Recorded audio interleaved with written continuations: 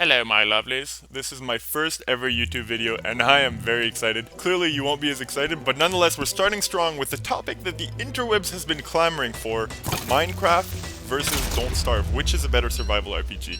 Even if you've been living in a cave, you'll have heard of Clay's new hit game Don't Starve. This indie game is geared up to be the #2 top-selling survival RPG behind Minecraft, which is no small feat of excellence.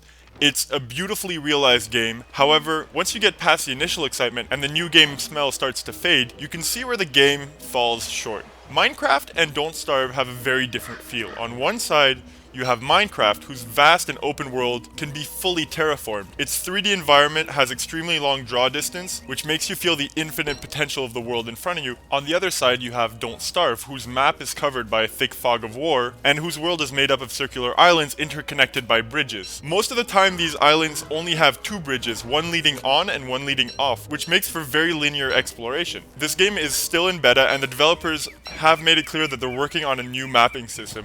However, as it stands now, it contributes to giving the world a vastly different feel from that of Minecraft. Whereas in Minecraft the whole world belongs to you, in Don't Starve the whole world hates you and wants you to die. When nightfall comes, you lose all visibility and stay huddled by the fire. As far as the construction system is concerned, Minecraft has an extremely flexible, player-driven construction system where you can live in anything from a hole in the ground to the Starship Enterprise, and people have done it. This, coupled with multiplayer, makes it possible for players to embark upon massive undertakings. The construction system in Don't Starve is purely functional, on the other hand, and leaves no leeway for player creativity, especially since there's no player housing. Now let's consider gameplay. Don't Starve is a very innovative and fun game, and it brings a lot of new things to the table, namely science. As you progress in the game, you can unlock new functions from weapons to hats, but this feature falls off after a few hours of gameplay because all your research carries over into new games.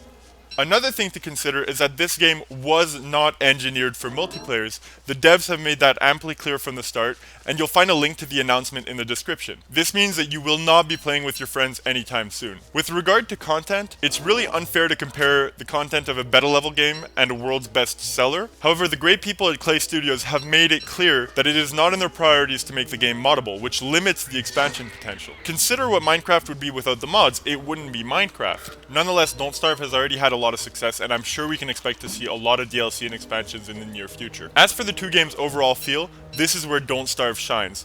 What Don't Starve lacks in certain domains, it more than makes up for in its artwork, music, and overall atmosphere. This game is worthy of being a Tim Burton movie. These two games differ in philosophy and gameplay, however my personal preference for Don't Starve is a no contest. And don't get me wrong, I had a lot of fun on Minecraft co-op, however, it was never built to be an immersive experience. It was always intended to be skeletal, and has only ever been as fun as the people you play it with. The fact that there's no player housing is a huge bonus because it contributes to making you constantly on edge. Obviously both games have their strengths and weaknesses, and ultimately it boils down to personal preference. Where one shines as a building game, the other shines as a survival game. I'm very impressed by the people at Klei Studios, however, the game was never intended to allow for as many possibilities as there are on Minecraft. Please don't forget to like, comment, and subscribe. This is my first video, but certainly not my last, and if you have suggestions or recommendations, don't hesitate to put them in the comments below.